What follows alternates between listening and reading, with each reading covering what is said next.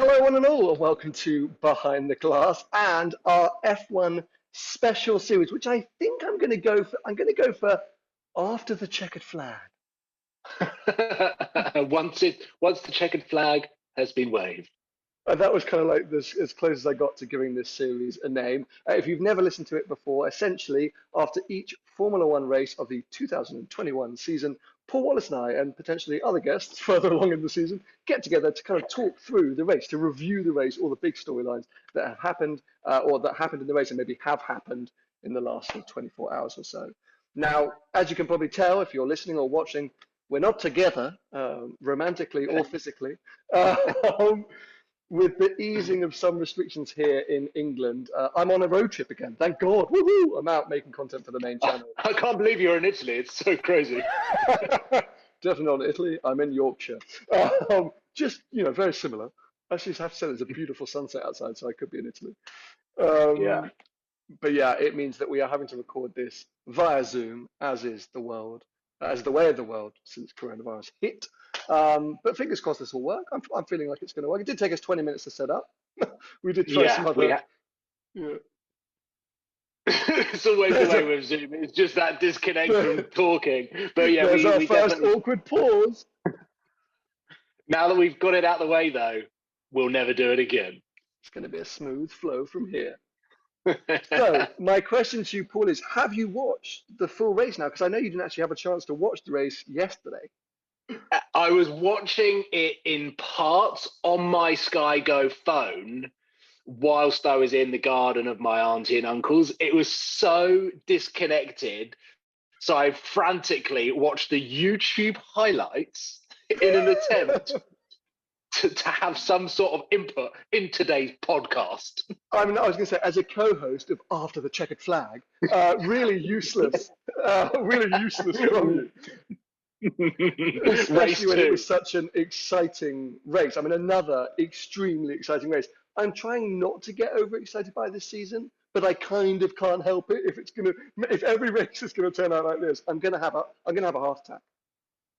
Well, I remember, I think it was Turkey last year where I tweeted out that there should definitely be sprinklers on corners and they just flick them on so that we have that extra entertainment. And basically what happened in this race was that exact, I mean, they literally just like drizzled the rain so that the first opening laps would kick off. And I actually said to a friend of mine, safety car by lap 2. And I was correct. Such a Bernie Ecclestone thing of you to say. Oh, let's just put sprinklers on the track. So Bernie of you. Right, well, look, enough of the awkward Zoom small talk. Let's get into it and let's do like we did last race for the Bahrain Grand Prix, run through the order, the finishing order in reverse, basically discussing each driver's kind of race and the thoughts that we had about their weekend. And we're going to kick things off, officially last place, Nicholas Latifi. Now, traditionally, we're quick to slate old Latifi. I kind of had to Google what happened to him to find out why he DNF'd. But I'm actually going to say it was actually a relatively impressive weekend for Latifi. I mean, made Q2 with Russell, out-qualified Russell in Q1. And, I don't think it was a disaster. It's a shame that, as I said, in the finishing order, he was last. Again, one of those drivers that in race 1, I didn't actually realize didn't finish the race. I did know that he didn't finish the race this time round, but as with much of my input from this podcast, I have no idea what happened. Oh, Nicholas Latifi. We don't give him much attention, which I think is a shame. And as I say, I kind of quickly Googled it, and I just still don't know why he didn't finish, but he didn't. So that's unlucky for Williams. Now, lucky for us, we can get straight into some big chat here because next up on the official finishing order, 19th and 18th, George Russell and Valtteri Bottas. Arguably, well, no, I would say maybe the second biggest moment of the race. We're going to come on to, of course, Lewis Hamilton sliding off, making a mistake. Lewis Hamilton making a mistake. Who knew that was a thing? But yeah, let's get straight into it. I'm just going to ask you straight out. Who do you think potentially was at fault for the Russell-Bottas incident? Now, we're coming from this like the audience is, after having seen many replays, many slow motion flashbacks of what happened. And the one thing that I picked up instantly when I saw it is these guys were making that split decision at 200 mile an hour. And I tweeted this, 0 runoff. That part of the track is either track limits or grass. And that grass is going to be super slippery. There was enough space for George and Bottas to sit side by side. The problem was, obviously, George got pushed onto the wetter part of the track and obviously panicked at 200 mile an hour, thinking that Bottas was going to shut the door or continue to move across. So I think a lot of people have got caught up on George's reaction because he instantly obviously went over to Bottas's car, which we all saw. And I think he got quite a slating online for what happened. But we've got to remember that these guys are making those decisions whilst driving at 200 mile an hour with very, very minute room for error. And I think what George obviously assumed was happening was Bottas was shutting that door, which he didn't fully shut, and panicked too much to get out of the way where he could have backed off. I think I would say it was a 70% Russell fault, 30% Bottas just being in the wrong place at the wrong time, and also the fact that he was so far back on the grid anyway that he was in that position is part of the reason why he was at fault. I mean, I kind of want to come on to Bottas's whole weekend in a second. I mean, firstly, can we just talk about Williams was overtaking a Mercedes? I mean, this is what was going on here. In my mind, I don't put any of the blame on Russell, but I think it was 100% his, not mistake, but he caused the collision in the sense where it was his car that touched the grass and spun into Bottas. Now, I think it was a bit of a freak one where, in the sense, I definitely don't think Bottas swerved, moved aggressively, flinched, did anything that George suggested he might have done. I think Bottas was taking a relatively normal dry line and the space was just closing. And I think you're right, George panicked slightly. But actually, if you look at George's wheel, stuff like that, he didn't overreact. It literally was just the minutest of millimeters. Yeah. His wheel touched the damp grass, the white line, and spun him around. So a bit of a freak one that's kind of been blown up into something bigger because it was such a spectacular crash. But also, let's not forget a crash between George Russell, the second coming to Mercedes, the holy Jesus of a child, crashing into Bottas, the man that theoretically he's going to be replacing. And I think there were some great quotes from Toto Wolff after the race saying that, you know, if you do well, you end up in a Mercedes. If you do badly, you end up in Renault Clio Cup. And this was a Renault Clio Cup weekend for George Russell. And I really like that because, you know, I think maybe that was part of Russell's overreaction. I think he knew how bad that was going to look. It was Williams's genuine chance at points, maybe their only chance this season, who knows. He was overtaking a Mercedes in a Williams. It was Bottas, all of these things, and it went horribly wrong. Hence why I think he slapped Bottas on the helmet, which I was quite impressed. It's the kind of most like real character we've seen, I think, from Russell for a while. So I quite like that. Yeah, I think he is a very calm and collected driver usually. When you hear him on the radio, he's like, great drive, guys, really good work. And that could have been him finishing in P1 or P20. You would have no idea. So to see a little bit of emotion there, but I also feel like he had to carry that thought through, even if he felt after the crash that it was his fault because of the position he's in, the seat he is trying to get at some point in the future, and the fact that it was Bottas. When I don't think Bottas knew in his wing mirror, oh, George Russell's coming up, which George kind of emulated, that Bottas defended in that way because he knew that it was George Russell behind, which I kind of don't believe. And I actually think that deep down, George will realize that it was his mistake and that was he was at fault for that incident.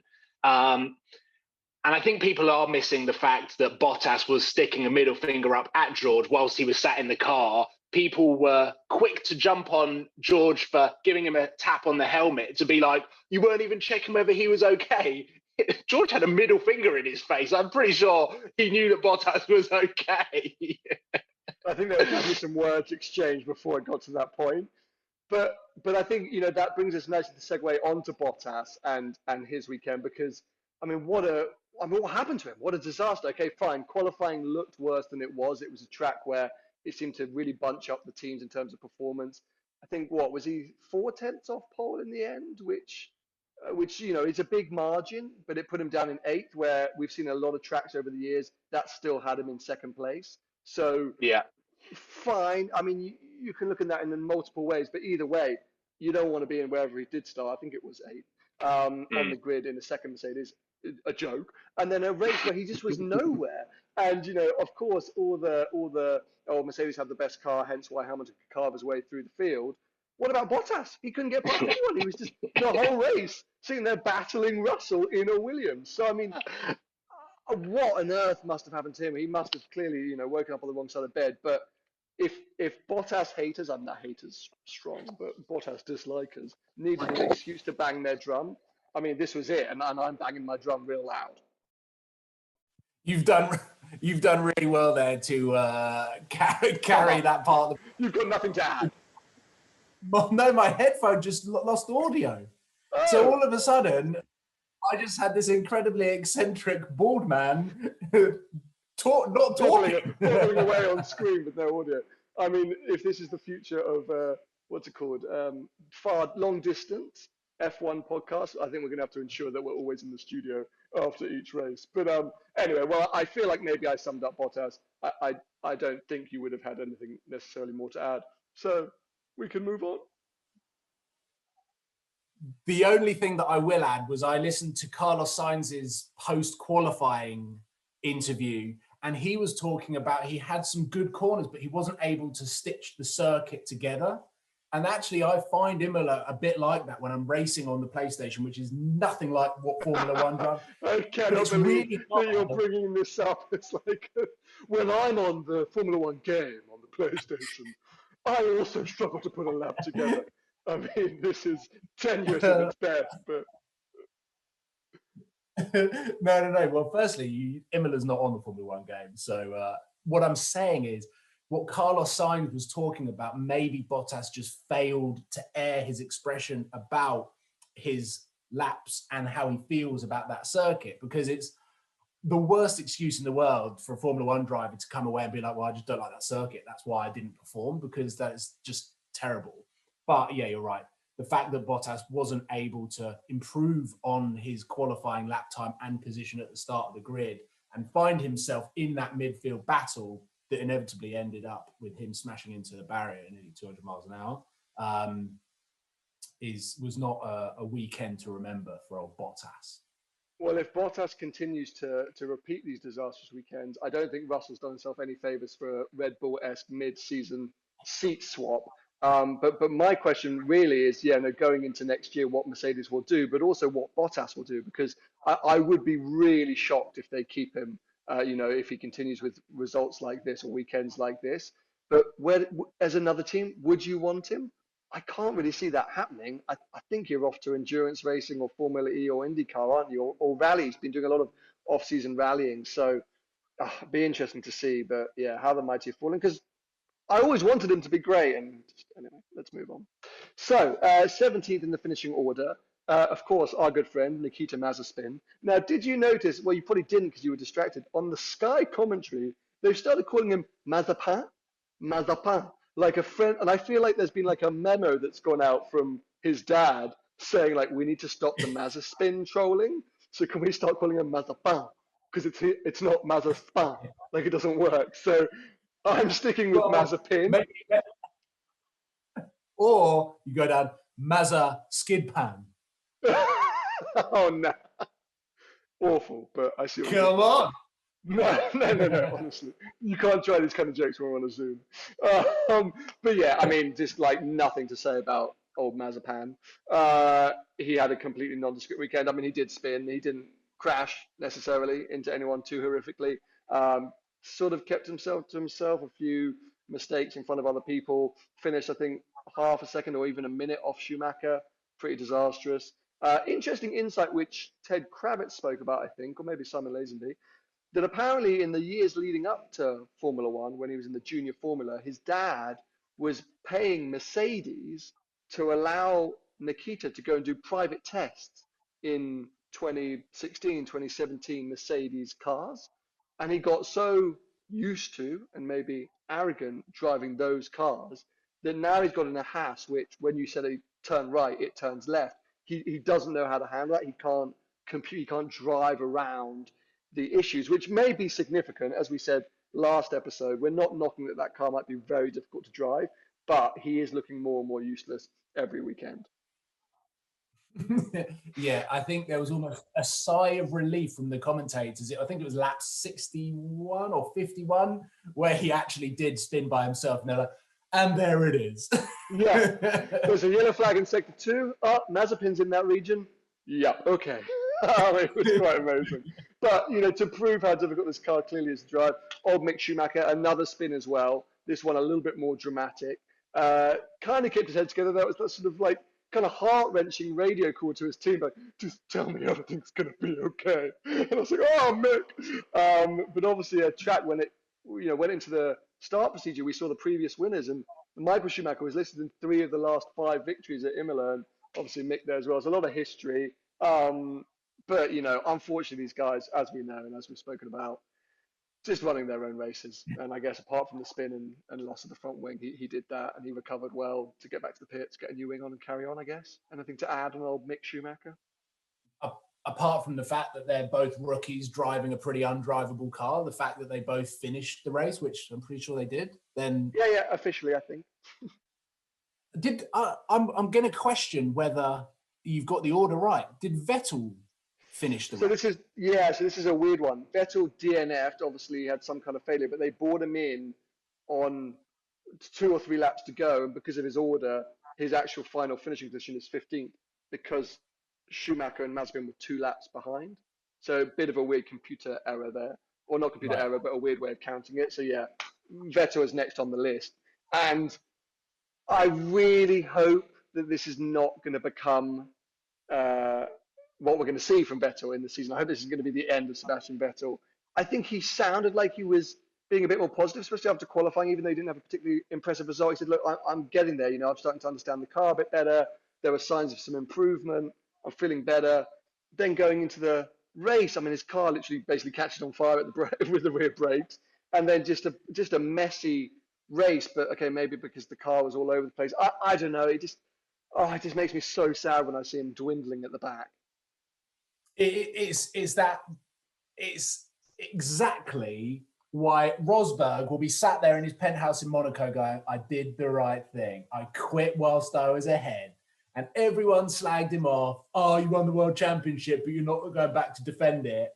And here we have Vettel, who's trying so hard. He's doing everything he can. And actually, all he's doing is discrediting his world championships. And he'll get to the end of the career and be remembered for this final stint in his F1 career. A little bit like, this is a football reference, Arsene Wenger at Arsenal, who had an incredible career. And then the last 3 to 4 seasons, whether he dropped off the players, whatever it was, all of the Arsenal fans turned against him. And it was just the worst ending to an incredible era. And that's what I don't want with Vettel. As much as I've given him stick in the past, it's quite funny because he's always been in that front-running Ferrari. But what I don't want to see is him, who is such an incredible Formula One driver and a great personality on the grid, to have this every weekend. I mean, we were nervous a little bit when Ricciardo started in those Renault cars. And I think the first 2 races, he had electrical problems and DNFs, and we're like, this is the worst move of all time. Yeah. This is the end of Go back. So fingers crossed they can sort their mess out, because obviously we're going to get on to talking about Stroll, but Stroll again had a really strong race. Very strong, very competitive. Your new favourite driver continues to impress, and I have to say, especially in the car, which, you know, has taken a huge, you know, step backwards in terms of its performance in comparison to last year. Lots of other teams have pushed forward, but he's keeping it up there. He's keeping it competitive. Where, apart from last year, Force India usually used to be, you know, within the point somewhere with some strong races and some not so strong races. I think we've still got to hope, keep up in his course, and give Vettel a bit more time. He needs the running time, and he just seems luck is against him. So let's keep our eyes on that. Giovinazzi and Raikkonen. So Kimi actually got a penalty, didn't he? He was up in, I think, 8th or 9th. He got a very weird 30-second time penalty, something crazy, for when he went off the track during the restart procedure and then didn't claim back those positions. It's like, even this one baffled me, I'll be honest. So officially, Giovinazzi and Raikkonen 14th and 13th, but it was an impressive weekend from Kimi, I think, or at least an impressive race from Kimi, using experience, I guess, in those tricky conditions. God, I sound like Crofty now. Okay, move on. I've got nothing to add. Great. So in 12th, old Yuki Tsunoda. And you know what? I'm going to say here, I'm a bit worried about Tsunoda that he got a little bit ahead of himself back in Bahrain, and his confidence has taken a knock. Because where is the absolute wonder child that we were freaking out about 3 weeks ago, Bahrain's quali day? I mean, like, obviously overdrove and had that incident in Bahrain, and then again here in Imola, in a kind of quiet race with nothing really to talk about. And you've got to remember, this is where the guy's been putting in laps and laps and laps in terms of testing and getting used to Formula One cars. That is AlphaTauri's home track. So if he was ever going to perform well, it should have been there. And I worry he's taken a couple of steps back here. I think that he had a very strong opener in terms of qualifying in Bahrain, that he got ahead of himself, which is why he overdrove. And I think he came back, tried to reset himself in him thinking that he's got more to give. And I think he feels like he can perform better, and then did exactly the same this weekend. I just feel like he overdrove. There was a couple of mistakes. I saw him go off the track a couple of times. And I just feel like he wants to show instantly that he deserves that seat, when actually, I think if he a little bit more experienced, obviously, I'm not a Formula One driver, but he is a rookie. Just settle into that seat. Let the car mold around your drive. It's okay for the first couple of races in your Formula One career that you don't bring the results home that you maybe in your head you're expecting, but maybe you don't have to win now. You don't have to win straight away. Yeah. So maybe that's his mindset. That's how he's been brought up. That's how he analyzes his own races. But he's going about it the wrong way at the moment. If he continues to beat himself up inside that helmet, he'll just continually overdrive that car and not deliver any results at all. And I mean, I want to see him in F1 more, and hopefully with these races going past, he'll be able to just sort of moderate his drive, both mentally and physically, and actually be an entertaining driver to watch. Yeah, I want to see that cocky guy that we saw in those early sessions in Bahrain, who just looked like he was absolutely on top of the car, delivering lap times that everyone was like, what are we watching here? And as I say, it just felt like a bit of the shine was off him this weekend, as a track where he should have been super, super confident. So, as ever, as I said right at the beginning, I'm trying not to get overexcited, and I'm trying not to read too much into all of these results, all of these performances. It was a super dodgy race in the sense, as you say, conditions were ever changing. It's a track that's tough to overtake. The field was really bunched up. So there's we're reading too much into a lot of things, but hey, that's what After the Checkered Flag is all about. So into 11, and we've got Sergio Perez, who obviously was having like an insanely strong weekend until it kind of all got away from him with, well, actually he started off having that tangle with Ocon. Incredible qualifying. I love it when drivers say, I could have been on pole. Well, you're not, but it's that thing where I could have been. P2 on the grid, really impressive. Out qualifying Verstappen, pretty damn cool. And the race, I thought he was doing okay, like doing a solid job as a number 2 Red Bull driver. And then what was it? I'm gone mad as to actually remember. Did he spin off?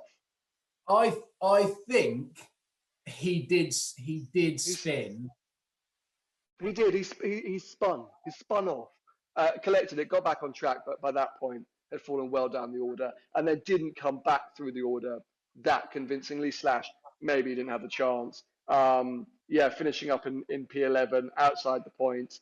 I'm sure Red Bull would have been a bit disappointed, but given the race that we had, given the qualifying performance, I think it'll be okay. You're getting there, because Bahrain qualifying was his weak point. So if you think about that's now stepped up. I still think there's a lot of potential in Perez at Red Bull. I'm still really excited to see how he can push Verstappen throughout the year. So Yeah. Yeah. Cool.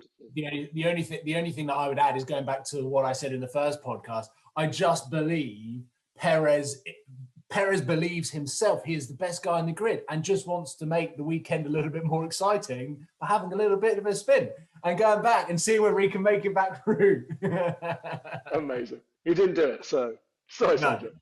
Sergio. Now in 10th, Jimmy Fernando Alonso, who I think, I mean, Alpine, how they've ended up in 9th and 10th, I do not know, because it felt like they were in 16th and 17th for the majority of the race. And I think some penalties and some of, those last minute incidents has helped them.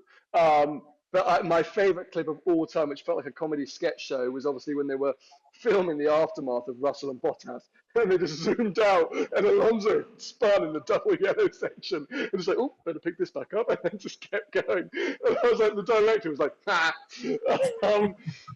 But yeah, I mean, I just listened on the way here to Jarno Trulli on the official F1 podcast, and it was obviously recorded before maybe the season started or not after these races. And he was saying, for Alonso, his head's still in the game. He's still super focused, but it all depends on the car. And I think Fernando must be insanely frustrated because Alpine just do not look competitive. And he's back where he was 3 years ago, running around at the back of the field. I think he'll get increasingly more frustrated as the season goes on. If Alpine don't pull out some sort of magic trick to develop that car to compete even with the likes of Ferrari. We know Ferrari had a really good weekend, but in the grand scheme of things, we weren't expecting them to be running where they are. And Renault last season brought home some pretty decent results. And I think Alpine have taken a few steps back. And Alonso, obviously, he knows how capable he is. He was obviously frustrated within that McLaren family and tried to throw his weight around a little bit, which just unsettled everything. And I feel like he's doing everything he can. He's almost like in his own straitjacket to try and avoid that same situation. And I find like we'll get halfway through the season and we'll just see him throw all of the toys out the pram and try to redevelop that car himself.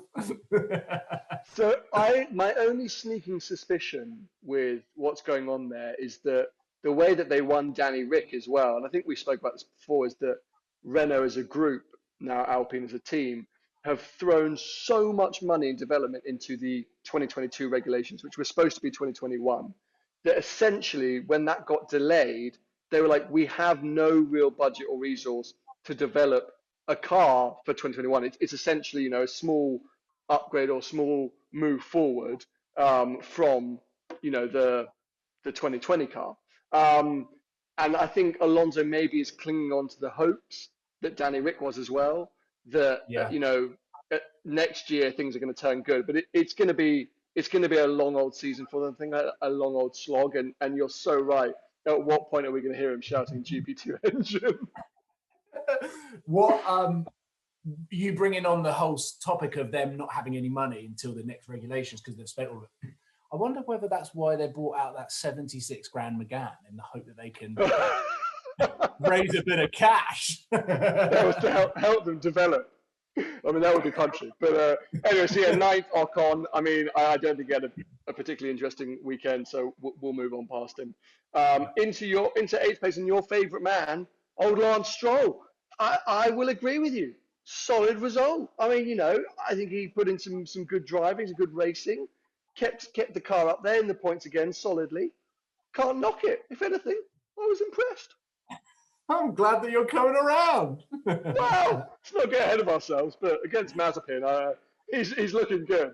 I just hope if we champion Stroll throughout this entire series, maybe we can get Lawrence Stroll to fund next season's After the Checkered Flag podcast. Oh, hello! So rich. I'm on your thinking. By the way, can you let me know if someone appears behind me, because I just checked into this property and it's huge. I haven't really locked all the doors yet. So, anyways, just keep me posted on that. I keep seeing people looking in the windows and I'm like, there's someone about to break in here. Okay, 7th, Pierre Gasly, AlphaTauri. Again, I think like Stroll, he's just knocking in the really strong, solid results at the moment. I personally expected more from AlphaTauri early on in the season based on testing. It's not quite happened for them yet, but nailing a P7 is pretty good. Do you think this is because Ferrari have actually jumped ahead of AlphaTauri? If Ferrari were behind them, they would be up in 5th, 4th. And then obviously that's a pretty impressive result. Agreed. I think, yeah, there's definitely been a huge switcheroo and move forward of a lot of teams, and things have changed up in that running order. I think in my head, I saw them behind McLaren, AlphaTauri, and I do think at some races, maybe it's some longer tracks, some more tracks like Bahrain, we'll see them come to the forefront a bit more.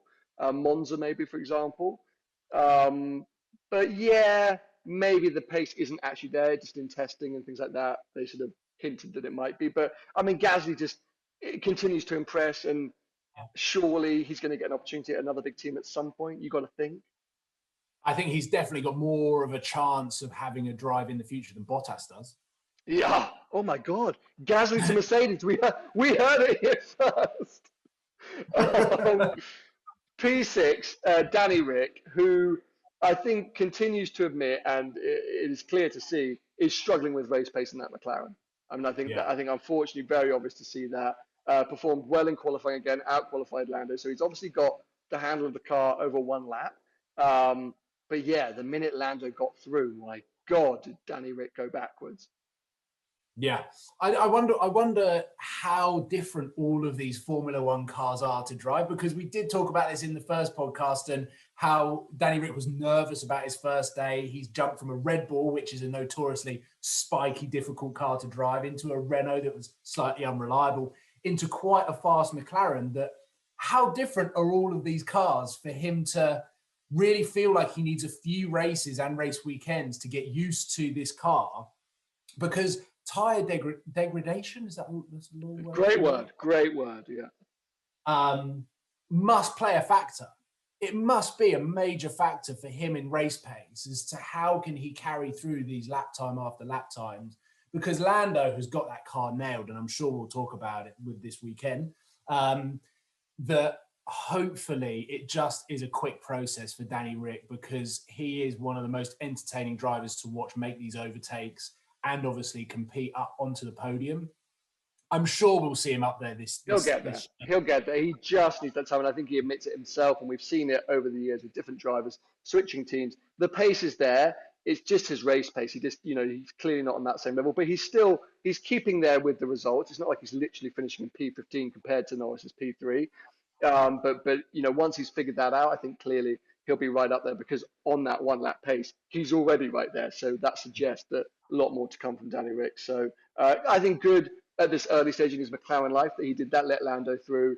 It made sense, team rules, etc. Not going to knock that one at all. Now in P5 and P4, Ferrari, yes! Oh, I get to get so excited. The fanboy in me was loving this. At one point, I was literally like, Lewis, do not overtake Leclerc. Like, just do. It's Imola, it's Ferrari. Come on! I was just praying for forever. And I mean, I'm going to fanboy again, but what a job Leclerc did. I mean, for a while, holding up Hamilton. I thought I was just genius driving, but also incredible driving throughout. What a great qualifying. What a great race. The man is just a genius. I still always get worried that there's going to be a mistake somewhere, but he's didn't make one, I don't think, during that Grand Prix. Carlos made them all. I mean, literally made 15 mistakes. But when it counted, he was there to pick up the points. And I think Ferrari must be feeling super happy considering where they were 12 months ago. Yeah, I think you are the perfect person to pick up on everything that happens with Ferrari, because I find it really easy. Oh, I'm getting cramp in my hamstring, sorry. Stretch it out. What an athlete you are. Moving from the bedroom to the kitchen for this podcast. Really took it out of you. I find it really easy for Leclerc, especially being this protege, this young driver who has definitely got a world champion in him, to get completely swept under the rug this weekend, even though he had such a great weekend with qualifying and the race. You've got Verstappen and Norris, who are these super young drivers that I saw a meme that was so funny, where it's that one where like a mum is holding up the kid in the swimming pool, then you've got a drowning dog, and then you've got someone sunk at the bottom, and like Leclerc was just completely forgotten about because Verstappen had won and completely ruined this jinx about his Italian Formula One races. and Norris in P3. So for you to pick up on all of the Ferrari gossip and Leclerc's of course, I'm all over it. Don't worry. I'll never let this podcast down on Ferrari gossip. I actually can't wait to see them both, I suppose, put consistent races in every week and fight the Red Bulls, bring the fight to McLaren, bring the fight to the two top guys. Because I think in testing, everyone wrote them off. But the fact that we have Ferrari right up there is what every single Formula One fan wants, whether they support Ferrari or not. I think what was encouraging to see is it was the second race in a row that they were competitive, more competitive than we were expecting, at a completely different track in completely different conditions. I think that, as a Ferrari fan, was encouraging to see. And, you know, I've spoken about it a lot before. I'm a driver fan more than a team fan. Yes, I love Ferrari road cars. I haven't always been a Ferrari Formula One team fan. The Schumacher years, yes. But in between that, when I became a Hamilton fan when Schumacher left, you know, the Raikkonen, the Alonso, the Massa years, they weren't necessarily my favorite team, but I've really falling deeply back in love with them now that Leclerc's there, and he's definitely my man to follow once Lewis finally bows out. So yeah, good to see them.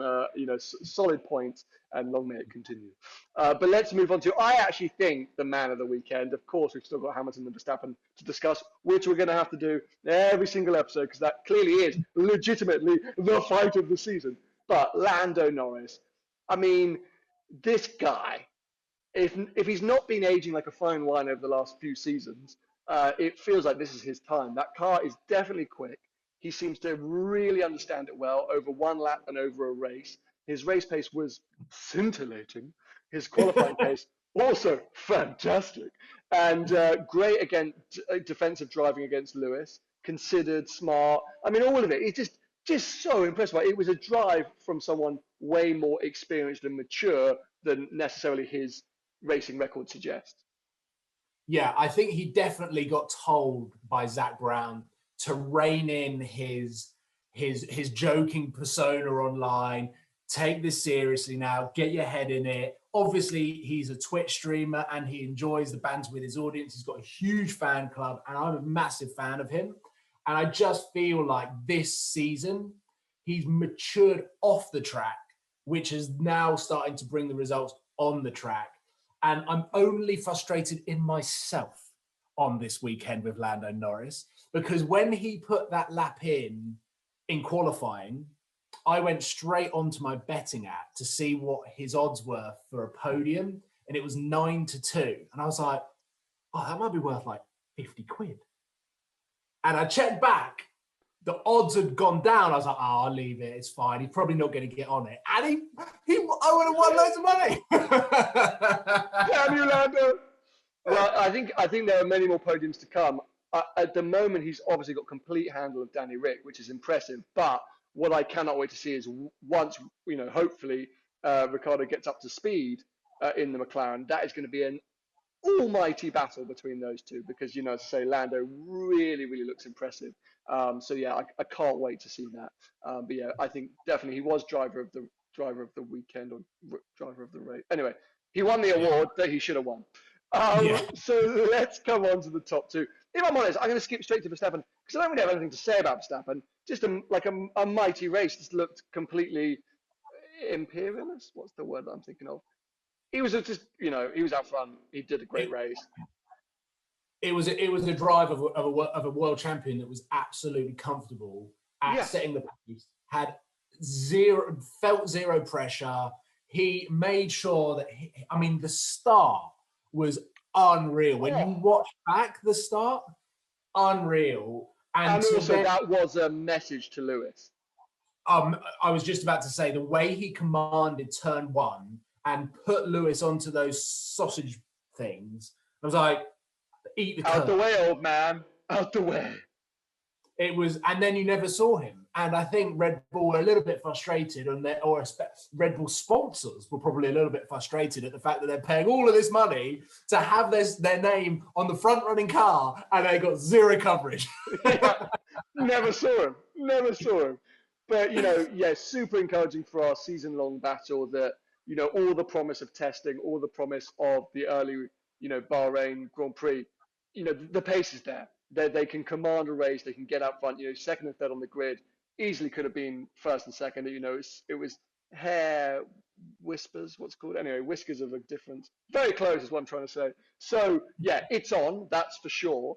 And I think the dynamic of Verstappen versus Hamilton is so fascinating because of the usurper, that this young aggro talent against the old wise man. And it was so interesting to see Hamilton make a mistake for the first time in a very, very long time. And I think he admitted that it was because he was a bit too impatient. He wanted to get through the traffic. Why? Because I think he's really motivated to beat Verstappen. And I think the reason we haven't seen a mistake with him for ages is he's never needed to really chase after himself. He knows he can drive within his ability and still produce results.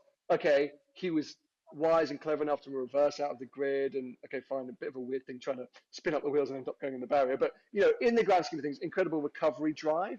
But to me, it was so Schumacher Alonso in the sense of just those final few chips starting to appear in Hamilton's unbelievable character that we've seen over the last 5 years or so. Yeah, I couldn't believe that they called out Lewis Hamilton's name when you saw the Mercedes in the barrier. I saw it, obviously, when the cameras panned straight to that Mercedes cutter. Oh, Bottas. And then they're like, and that's Lewis Hamilton. Like, it was so bizarre as to be like, okay, who's clipped him? Own up, who's put him in the gravel?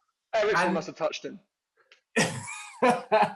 Grosjean came back from America. And it was quite fascinating to see his brain cogs turning to realize that he needed to reverse back out. That I thought was how gently he did it. Can I say, like, if you ever go anywhere when it's snowing and people are getting in their cars and they're not used to driving on the snow, you always know the pros when they're leaving their parking space and they literally let the car go on idle. Because that's how you do it. If you're ever just a little bit of advice from car guys here. So if you live in Scandinavia, this is for you. But but if in the UK where we don't get much snow, and your driveway's coming to say, do not get in and boot the throttle, because all you're going to do is spin up your wheels and go nowhere. So you've got to creep, and it was that same mentality, that same tactic. And I know 99% of my listeners for this podcast are going to know that. But in the same way, that was definitely his thought process. Is I've got to keep the rev so low just to turn the wheels ever so slightly, because if they spin, I'm beached forever. Yeah, I think as I watched him reverse out, my immediate thought was how many other drivers on that grid would have just planted their right foot on the accelerator in a hope that they could have just spun onto that tiny little bit of tarmac and driven off. And he had that opportunity and realized he gave himself the right amount of time to kind of compose himself after the mistake to make sure that he didn't make another one that would have ended his race. And the fact that as soon as he got back on track, I was like, he's doing it for a P8 or a P7. And then in classic Lewis fashion, red flag, everyone comes back into the pit. It's like conspiracy theorists are like, did Russell and Bottas get a message? You must crash now. It was kind of that, where all of the Formula One gods aligned everything so that they saved Lewis's race. Then he got fastest lap. So he's still leading the world championship by 1 point. It's just classic Lewis. It's classic Lewis. And things like that could be the title deciders, as we've seen, if it's going to be this epic battle that we're expecting, and we haven't seen for years, these little moments are what decide titles, absolutely. And I still will want to see Verstappen's year play out and see if there are those chinks in the armor that we have seen before, and the mistakes come, because then races like this where Hamilton can somehow claw his way back to second are what's going to keep Hamilton the champion that he is. But yeah, super exciting. I think it was more of a fascinating race. I mean, of course it was exciting, but it was chaotic at times. I was like, I don't even know what's going on. At one point, my sister called me during the red flag. She's like, I'm confused. I was like, I don't even know what's happening. But it was, fascinating for the psyche of a lot of the sort of drivers' seasons ahead.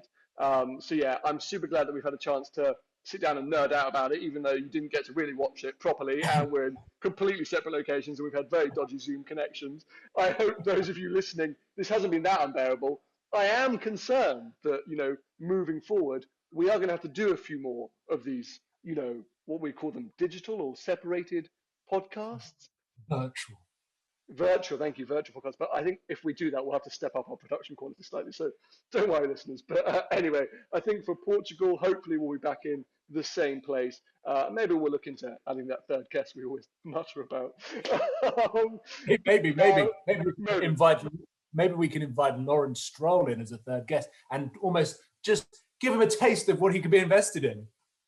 What are his companies? What else does he do apart from Aston Martin? I don't know. He just seems really into Formula One, and if we continue to hype his son, no, but I just think that there's another product we could be like, I love this Mountain Dew. Let me Google his consortium umbrella of brands. Yeah, we'll work it out for the next episode. So yeah, if you want to follow Paul, he's obviously at Wallace PJW on most accounts, or Supercars of London if you want to see car stuff. I'm obviously at CMP Glass pretty much everywhere. This is Behind the Glass after the checkered flag. We'll be back with you for the Portuguese Grand Prix in a couple of weeks. Bye bye.